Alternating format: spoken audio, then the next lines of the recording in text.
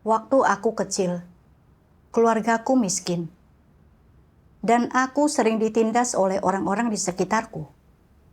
Aku dipandang rendah dan dijauhi oleh kerabat dan teman. Jadi, aku bertekad bahwa ketika aku dewasa, aku akan menjadi orang kaya dan terkenal. Sehingga orang-orang akan menghormati dan mengagumiku. Pada tahun 2000, perusahaan farmasi tempat suamiku dan aku bekerja bangkrut. Dan kemudian, kami membuka 2 apotek. Awalnya, kami menjalankan bisnis dengan jujur. Dan karena aku seorang apoteker berlisensi yang memiliki sedikit pengetahuan farmakologi, sebagian besar obat yang aku siapkan efektif untuk pelanggan kami. Dan mereka mempercayaiku. Namun, setelah beberapa lama, aku menyadari bahwa meskipun bekerja keras setiap hari, kami hanya menghasilkan sedikit uang. Sementara, rekan-rekan kami menghasilkan makin banyak uang. Dan mereka tidak hanya memiliki rumah dan mobil, tetapi mereka juga membeli ruko. Aku tahu, uang mereka berasal dari cara yang tidak benar. Tetapi, aku tidak ingin mengikuti mereka dalam menghasilkan uang secara tidak etis. Namun, seiring waktu, karena tergoda oleh uang, kami mulai belajar cara menggunakan metode licik untuk menghasilkan uang dari rekan-rekan kami. Seperti mencampur bahan medis murah dengan yang mahal dan menjualnya bersama-sama. Dan pelanggan mulai merasakan khasiatnya setelah mengonsumsinya. Ini tidak hanya membantu kami mempertahankan pelanggan, tetapi juga membantu kami menghasilkan lebih banyak uang. Terkadang, hati nuraniku terganggu. Tetapi ketika aku berpikir tentang bagaimana semua orang melakukan hal yang sama, aku berpikir bahwa jika kami menjalankan bisnis sesuai aturan, kami tidak akan menghasilkan uang. Jadi kami hanya mengikuti arus. Aku juga berpikir bahwa selama aku menghasilkan lebih banyak uang, putraku tidak perlu khawatir tentang kuliah atau menikah. Masa tuaku dan suamiku akan aman dan terjamin. Dan aku juga akan dianggap sebagai orang yang sukses dan terkenal. Setelah beberapa tahun bekerja keras, kedua apotek kami perlahan mulai berkembang. Kami membeli rumah dan mobil, serta mengumpulkan sejumlah tabungan. Orang-orang di sekitar kami, termasuk kerabat dan teman, mulai mengagumi dan iri padaku. Dan kesombonganku sangat terpuaskan. Tepat saat aku tenggelam dalam mimpi kekayaan, sesuatu yang tidak terduga terjadi. Pada bulan September 2012, suamiku, seorang teman, dan aku diundang ke sebuah pesta ulang tahun. Tetapi tanpa diduga, kami mengalami kecelakaan mobil di perjalanan yang mengakibatkan 1 kematian dan 3 orang luka-luka. Bukan hanya suamiku terluka dan dirawat di rumah sakit, tetapi karena dia yang mengemudi, keluarga kami harus membayar kompensasi yang besar. Musibah yang mendadak ini membuatku sangat menderita. Dan aku hampir saja mengalami gangguan jiwa. Pada saat itu, seseorang membagikan Injil Tuhan yang Maha Kuasa dari akhir zaman kepadaku. Melalui membaca firman Tuhan, aku jadi tahu bahwa manusia diciptakan oleh Tuhan dan bahwa nasib kita dikendalikan dan diatur olehnya. Aku juga mengerti bahwa hanya dengan menghampiri hadirat Tuhan dan menerima keselamatannya, barulah seseorang dapat memiliki kebahagiaan dan sukacita sejati. Perlahan-lahan, hatiku tidak lagi merasa begitu sakit, dan aku pun bersedia mempercayakan kesulitan ini ke dalam tangan Tuhan. Tanpa diduga, suamiku diperbolehkan pulang dari rumah sakit dengan cepat. Dan pada akhirnya, keluarga kami tidak perlu membayar banyak kompensasi. Aku sangat bersyukur kepada Tuhan. Kemudian, aku membaca firman Tuhan. Kristus akhir zaman membawa hidup dan membawa jalan kebenaran yang abadi dan tidak berkesudahan. Kebenaran ini adalah jalan yang memungkinkan manusia memperoleh hidup, dan satu-satunya jalan untuk manusia mengenal Tuhan dan mendapatkan perkenanannya. Di akhir zaman, Tuhan mengungkapkan kebenaran untuk membersihkan dan menyelamatkan umat manusia, untuk membebaskan manusia dari kuasa gelap iblis, dan memberi mereka hidup yang kekal, dan untuk membawa mereka ke dalam kerajaan Tuhan. Ini adalah satu-satunya kesempatan bagi manusia untuk diselamatkan. Aku merasa sangat beruntung dapat menghampiri hadirat Tuhan dalam hidup ini dan menerima keselamatannya. Dan aku memutuskan untuk mengikuti Tuhan dengan benar dalam hidup ini. Pada waktu itu, aku mengurus bisnisku di siang hari dan pergi ke pertemuan di malam hari. Dan ketika aku punya waktu, aku juga pergi memberitakan Injil. Pada tahun 2014, aku dipilih sebagai diaken penyiraman. Aku tahu tugas ini penting dan ingin melaksanakannya dengan baik. Tetapi setiap hari, apotik buka lebih awal dari pagi. Dan terkadang, aku begitu sibuk, sehingga aku bahkan tidak sempat melakukan saat teduhku. Dan biasanya, aku hampir tidak punya waktu untuk menenangkan diri di hadapan Tuhan, dan dengan tekun membaca firman-Nya. Ketika berkumpul dengan saudara-saudari, aku hanya akan membaca firman Tuhan dan mempersekutukan beberapa kata dan doktrin. Tetapi ini tidak terlalu membantu atau membangun bagi orang lain. Terkadang, aku begitu sibuk dengan bisnis kami, sehingga aku menunda pertemuan. Dan ada perasaan bersalah dan kegelisahan yang mendalam di dalam diriku.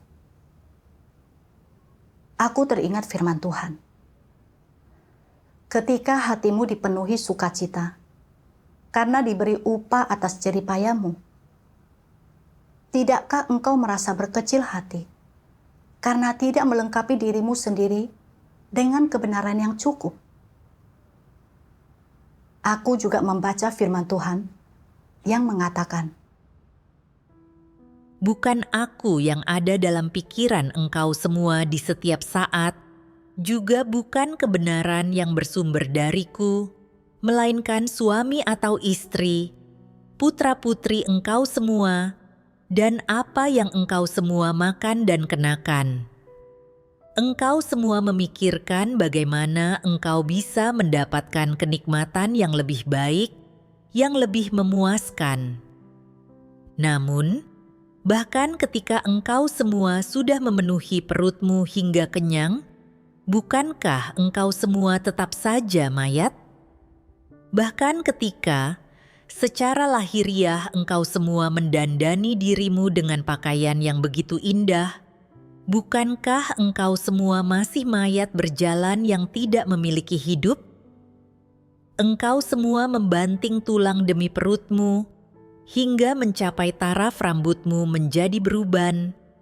Tetapi tak seorang pun dari engkau semua yang mengorbankan sehelai rambut pun demi pekerjaanku. Engkau semua selalu berlari ke sana kemari, bekerja sangat keras dan memeras otakmu, demi kepentingan dagingmu, dan demi putra-putrimu. Tetapi tak seorang pun dari engkau semua menunjukkan kekhawatiran ataupun kepedulian terhadap maksud-maksudku. Apalagi yang masih engkau semua harap dapatkan dariku?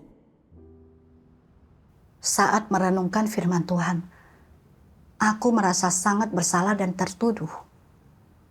Setiap hari, aku sibuk mencari uang, dan terkadang aku tidak rutin melakukan saat teduh dan hadir ke pertemuan. Dan aku tidak dapat menyirami saudara-saudariku dengan benar. Ini tidak hanya menunda pengejaranku sendiri akan kebenaran, tetapi juga menghambat jalan masuk kehidupan saudara-saudariku. Sekarang, Injil Kerajaan Tuhan menyebar dengan cepat, dan dibutuhkan lebih banyak orang untuk memberitakan Injil serta bersaksi bagi Tuhan.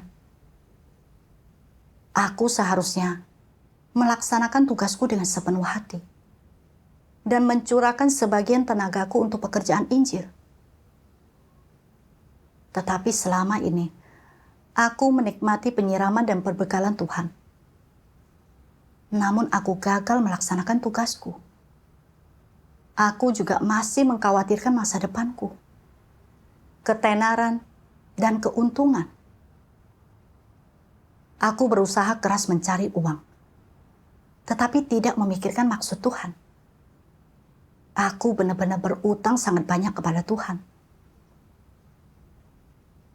Setelah banyak pertimbangan, aku memutuskan untuk mengalihkan salah satu apotik. Meskipun pendapatanku akan berkurang, aku akan memiliki lebih banyak waktu untuk mengejar kebenaran dan melaksanakan tugasku. Namun, suamiku sama sekali tidak setuju. Juga pada waktu itu, Administrasi Pengawasan Obat Nasional memperkenalkan peraturan baru, yang berarti hanya apoteker berlisensi yang dapat membuka apotik. Di kabupaten kami, lebih dari 100 apotik.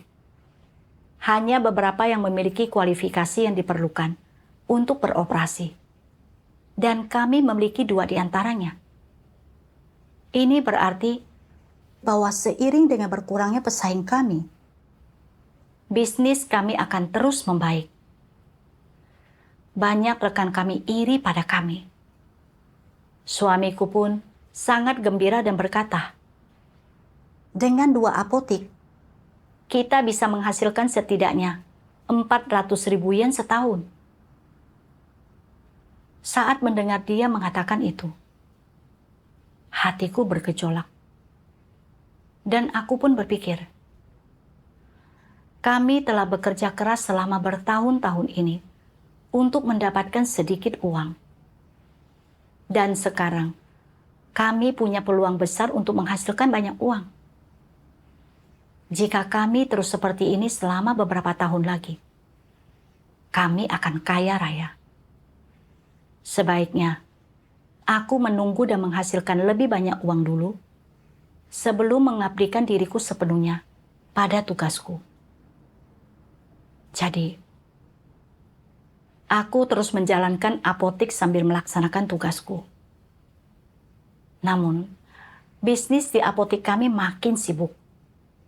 Dan terkadang tepat ketika aku akan pergi ke pertemuan, ada pelanggan yang mendesakku untuk menyiapkan obat mereka. Sehingga aku terlambat datang ke pertemuan.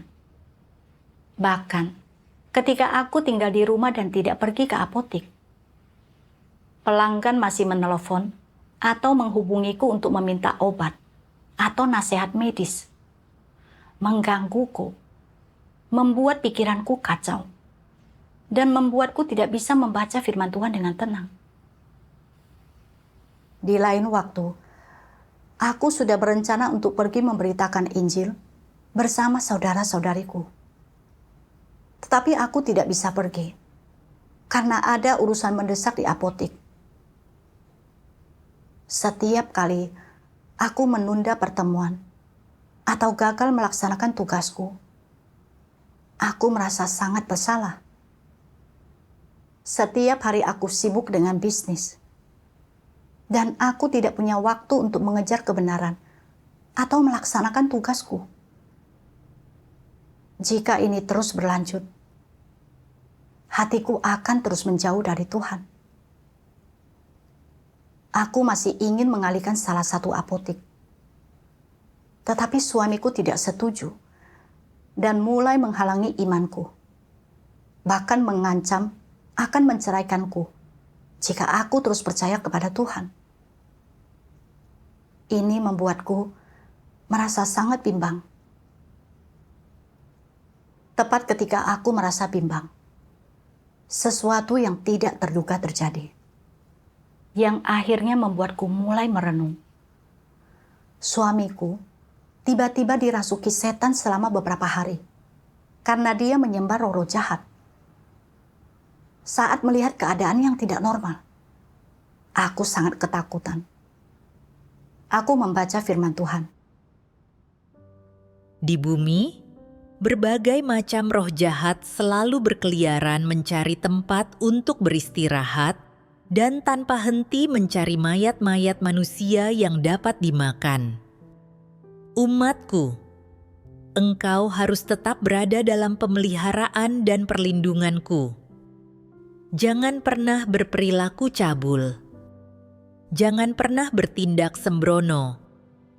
Engkau harus mempersembahkan kesetiaanmu di rumahku, dan hanya dengan kesetiaan, barulah engkau dapat menyusun serangan balik melawan tipu muslihat setan-setan. Dalam situasi apapun, engkau tidak boleh berperilaku seperti yang kau lakukan di masa lampau, melakukan satu hal di hadapanku, dan melakukan hal lain di belakangku. Jika engkau bertindak seperti ini, engkau tidak dapat diselamatkan. Bukankah aku telah mengucapkan firman seperti ini lebih dari cukup? Suamiku tidak percaya pada Tuhan yang benar dan menyembah roh-roh jahat sebagai Tuhan.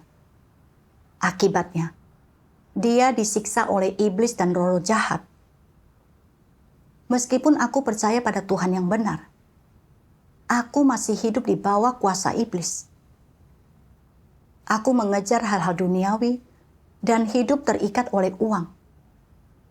Aku tidak membaca firman Tuhan dengan benar dan tidak dapat melaksanakan tugasku dengan baik. Jika aku terus begini, aku akan terus menjauh dari Tuhan.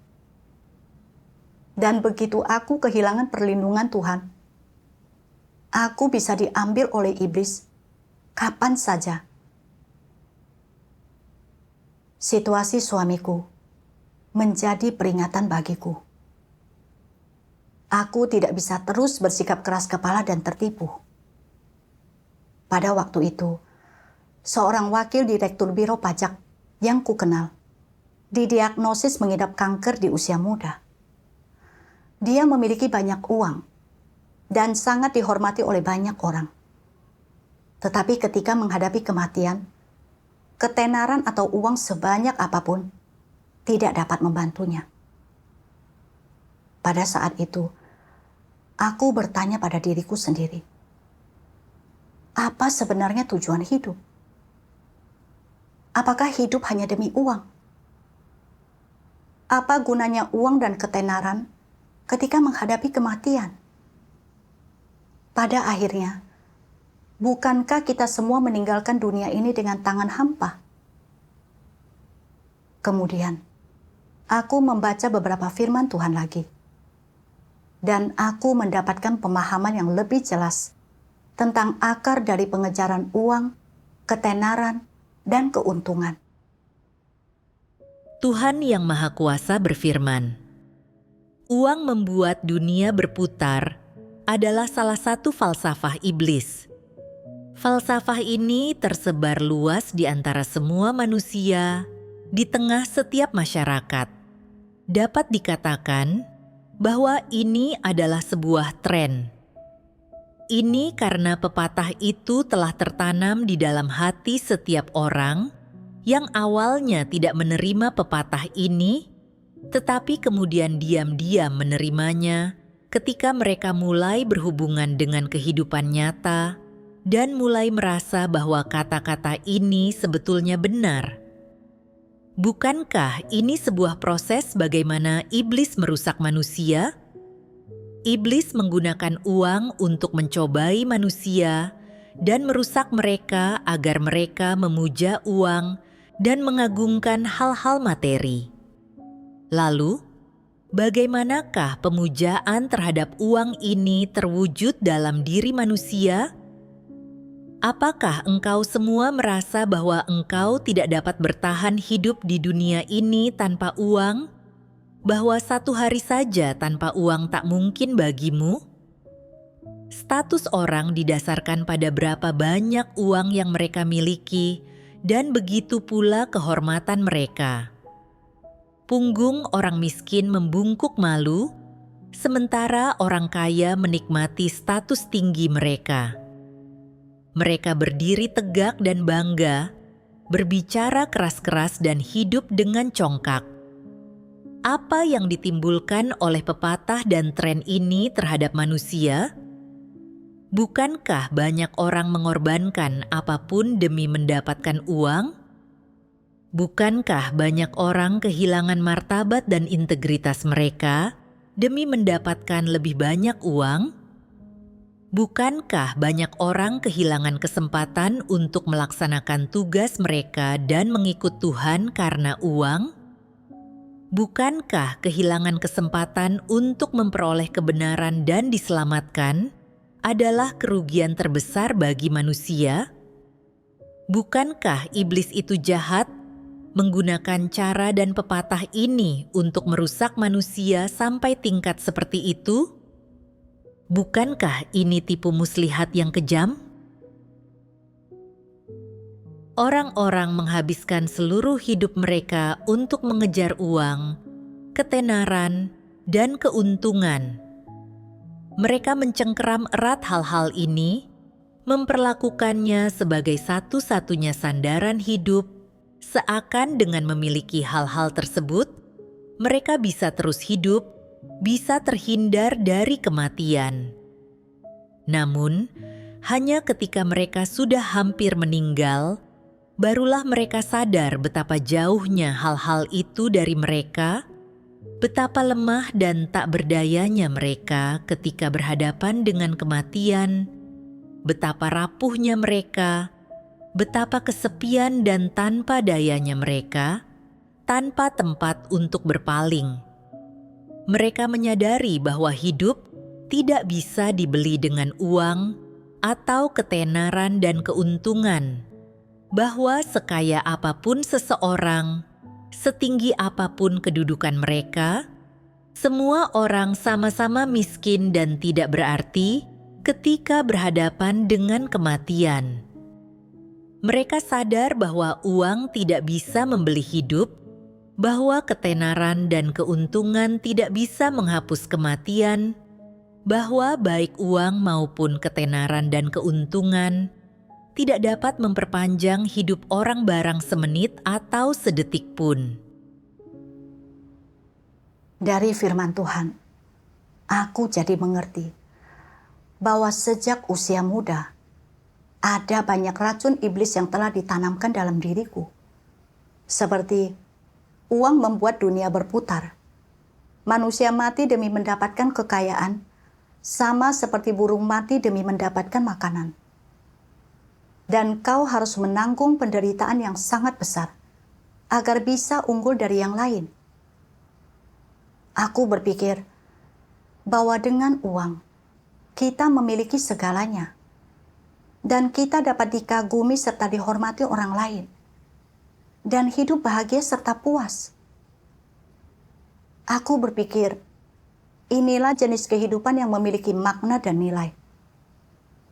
Jadi, aku ingin menjadi kaya dan menjadi orang yang kaya dan terkenal. Aku memperlakukan uang, ketenaran dan keuntungan sebagai sumber hidupku, sandaran dan keamanan dalam hidup. Namun, Apa sebenarnya yang telah diberikan oleh uang, ketenaran dan keuntungan kepadaku? Apakah itu benar-benar menjadi sandaran dan perlindunganku? Apakah itu telah memberiku sukacita dan kedamaian sejati? Selama bertahun-tahun, aku telah melakukan segalanya demi menghasilkan uang.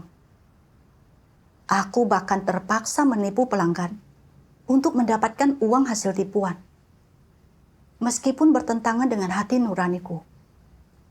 Namun, ketika aku menghasilkan uang dan kesombonganku terpuaskan, akhirnya aku menyadari bahwa memiliki hal-hal ini tidak menghilangkan kekosongan dan rasa sakit di lubuk hatiku, apalagi membantuku mencapai kebahagiaan dan sukacita yang kuinginkan.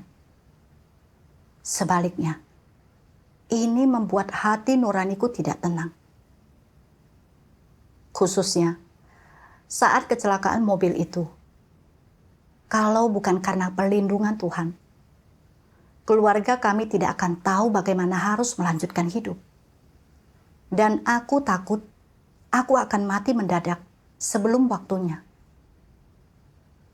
Aku menyadari bahwa uang, ketenaran dan keuntungan tidak dapat membeli kehidupan, juga tidak dapat membawa kedamaian dan keamanan, serta bahwa itu bukanlah sandaranku yang sebenarnya. Karena sandaranku yang sebenarnya hanyalah Tuhan. Namun, aku masih berpegang erat pada uang, ketenaran dan keuntungan. Uang, ketenaran dan keuntungan seperti belenggu yang mengikatku.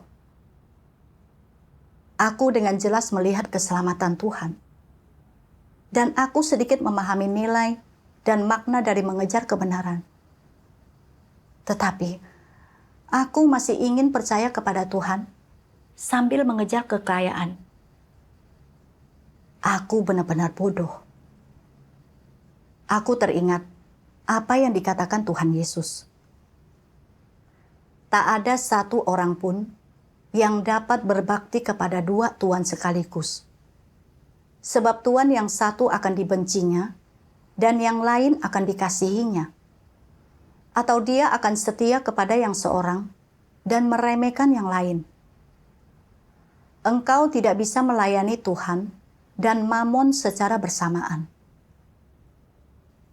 Apa untungnya jika seseorang mampu mendapatkan seluruh dunia dan kehilangan jiwanya sendiri? Atau apa yang bisa diberikan seseorang sebagai ganti jiwanya? Dalam beberapa tahun terakhir, aku percaya kepada Tuhan. Aku telah menghabiskan banyak waktu dan energi untuk mencari uang. Dan sampai saat ini, aku belum banyak memahami kebenaran atau memiliki jalan masuk kehidupan. Jika aku terus seperti ini, tidak peduli berapa banyak uang yang aku hasilkan, dan tidak peduli seberapa besar kenikmatan jasmani yang aku nikmati, atau reputasi yang aku peroleh. Jika aku tidak mendapatkan kebenaran, pada akhirnya, aku tidak akan mendapatkan apa-apa. Jika aku melewatkan kesempatan untuk diselamatkan oleh Tuhan, karena keinginanku untuk menghasilkan uang, dan aku menghancurkan hidupku, bukankah itu berarti aku kurang berpandangan jauh ke depan dan mengorbankan masa depanku demi keuntungan kecil? Aku melihat bahwa apa yang disebut sebagai kata-kata bijak, seperti uang adalah yang utama, dan uang membuat dunia berputar, adalah kebohongan iblis, dan kata-kata jahat yang menyesatkan dan merusak manusia. Dan bahwa itu adalah perangkap yang memikat manusia untuk menjauhkan diri dari Tuhan dan mengkhianatinya, yang menuntun mereka ke neraka. Ini adalah rencana iblis untuk melahap jiwa manusia. Niat iblis begitu licik dan jahat. Kemudian, aku membaca firman Tuhan. Apakah dunia benar-benar adalah tempat perhentianmu?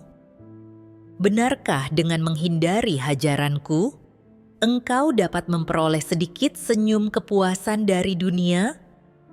Sungguhkah engkau dapat menggunakan kenikmatan fanamu untuk menutupi kekosongan hatimu yang tidak dapat disembunyikan? Engkau mungkin dapat membodohi setiap orang dalam keluargamu, tetapi engkau tidak pernah dapat membodohiku. Karena imanmu terlalu kecil, sampai saat ini, engkau masih tidak berdaya untuk menemukan satu pun kesukaan yang hidup tawarkan. Aku mendesakmu.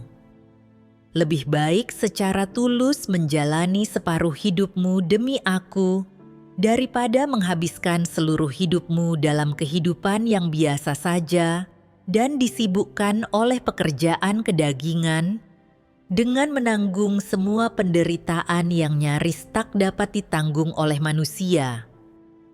Apa gunanya terlalu mengasihi dirimu sendiri dan lari dari hajaranku? Apa gunanya bersembunyi dari hajaran sesaatku hanya untuk menuai rasa malu dan hajaran kekal? Tuhan mencari orang-orang yang merindukan penampakannya. Dia mencari orang-orang yang dapat mendengar firman-Nya, orang-orang yang tidak melupakan amanat-Nya, dan mempersembahkan hati dan tubuh mereka kepadanya. Dia mencari orang-orang yang tunduk seperti bayi di hadapan-Nya dan tidak menentang-Nya. Jika engkau dapat mengabdikan dirimu kepada Tuhan tanpa dihalangi oleh kuasa atau kekuatan apapun, Tuhan akan menghargaimu dan akan melimpahkan berkat-Nya kepadamu. Jika engkau termasuk orang yang berkedudukan tinggi, bereputasi terhormat, mempunyai banyak pengetahuan, memiliki harta yang melimpah, dan didukung oleh banyak orang, tetapi semuanya ini tidak menghalangimu untuk datang ke hadapan Tuhan, untuk menerima panggilan-Nya dan amanat-Nya, serta melakukan apa yang dimintanya darimu, maka semua yang kau lakukan akan menjadi tugas yang paling bermakna di bumi dan upaya umat manusia yang paling adil. Jika engkau menolak panggilan Tuhan demi status dan tujuanmu sendiri, semua yang kau lakukan itu akan dikutuk dan bahkan dibenci oleh Tuhan. Firman Tuhan sangat menyentuh dan memberiku semangat. Tuhan menakdirkanku untuk lahir di akhir zaman, bukan hanya untuk menafkahi keluargaku, bukan pula hanya untuk melahirkan anak, tetapi untuk datang ke hadirat Tuhan, untuk menerima keselamatannya, untuk mengenal kedaulatan Tuhan dan tunduk kepadanya, untuk memenuhi tanggung jawab sebagai makhluk ciptaan, untuk melakukan tugas sebagai makhluk ciptaan, dan untuk mengejar kebenaran, serta menjalani hidup yang bermakna dan berharga. Inilah tujuan dan arah hidupku. Sekarang, pekerjaan Tuhan hampir selesai. Dan Tuhan berharap lebih banyak orang akan datang ke hadirat-Nya untuk menerima keselamatannya. Oleh karena itu, aku harus melepaskan pengejaran duniawi dan melaksanakan tugasku. Dan dalam melaksanakan tugasku, mengejar kebenaran untuk mencapai keselamatan dari Tuhan. Inilah hidup yang paling bermakna. Saat memikirkan hal ini, aku memutuskan untuk melepaskan bisnisku dan mengabdikan diri sepenuhnya pada tugasku. Aku tidak akan lagi bekerja banting tulang demi uang, ketenaran atau keuntungan. Ketika suamiku mendengar bahwa aku berencana untuk mengalihkan sebuah apotik. Dia langsung murka, mengancam akan menceraikanku, dan bahkan mengatakan akan melaporkanku karena percaya kepada Tuhan. Aku teringat bagaimana PKT menyiksa dan bahkan membunuh orang-orang yang percaya kepada Tuhan tanpa mempertanggungjawabkan perbuatannya. Dan aku merasa sedikit takut dan lemah. Aku berdoa kepada Tuhan dalam hatiku, memohon kepadanya untuk memberiku iman dan kekuatan. Setelah berdoa, aku teringat bagaimana Tuhan berdaulat atas segalanya, dan bahwa hal-hal seperti apakah suamiku melaporkanku atau apakah polisi mengejarku, semuanya ada di tangan Tuhan. Dengan adanya Tuhan sebagai pendukungku, aku tidak lagi merasa takut. Melihat bahwa aku menolak untuk berkompromi, suamiku memanggil orang tuaku dan meminta mereka untuk meyakinkanku. Ayahku dengan marah berkata kepadaku, "Mengapa kau melepaskan bisnis yang bagus dan menolak uang yang mudah didapat hanya demi percaya kepada Tuhan? Apakah kau gila?"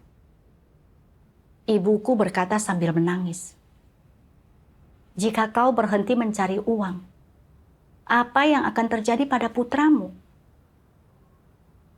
Apakah kau tidak peduli dengan uang pensiun kami?"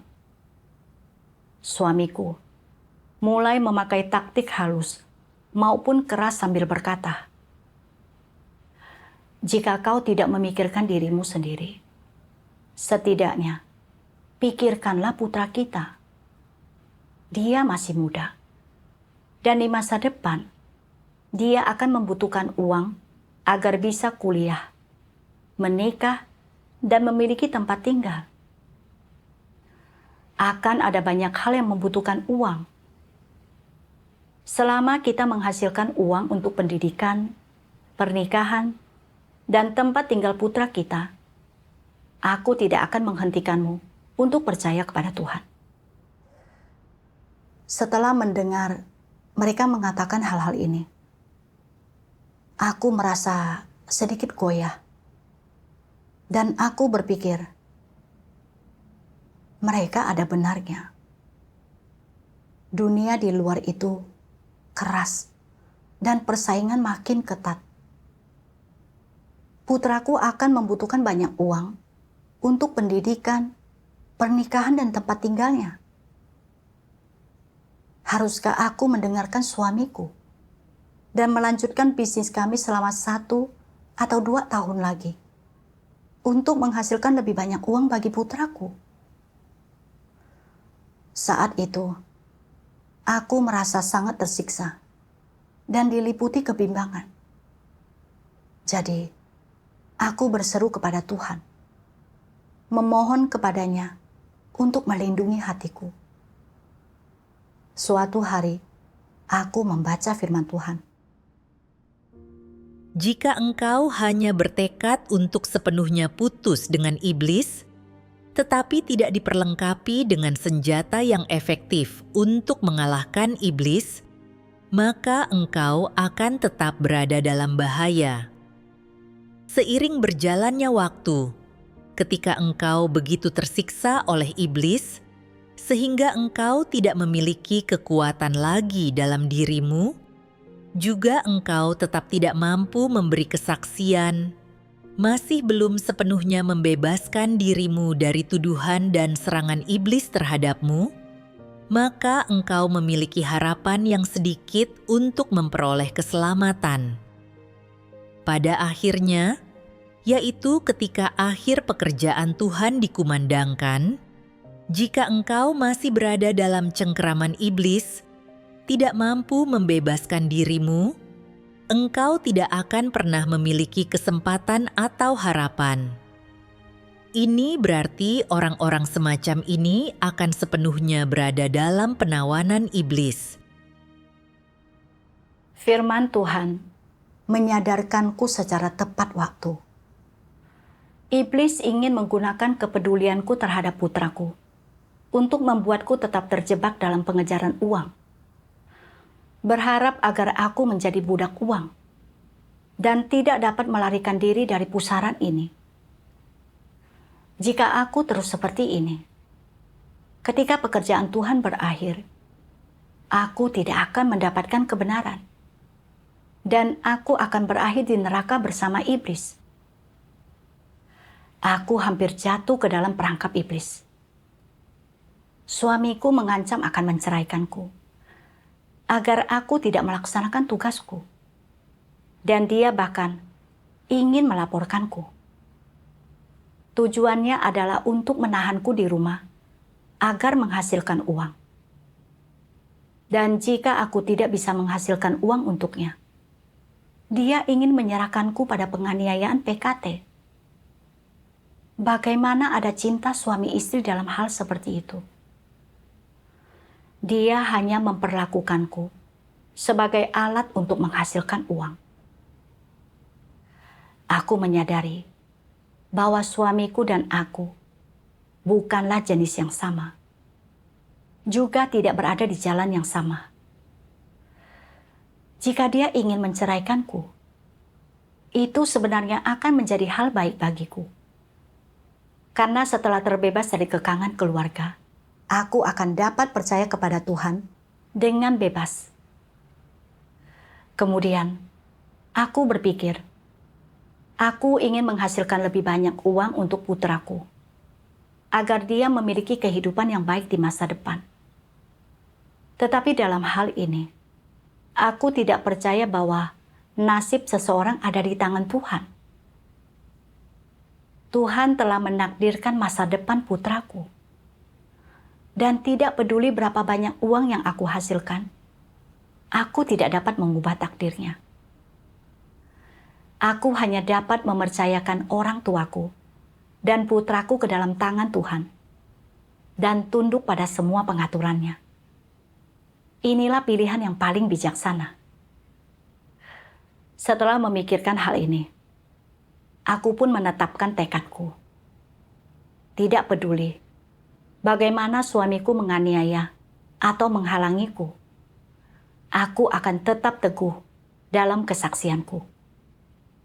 Kemudian, aku membaca lebih banyak firman Tuhan. Tuhan Yang Maha Kuasa berfirman, manusia harus berupaya hidup dalam kehidupan yang bermakna dan tidak boleh puas dengan keadaannya saat ini.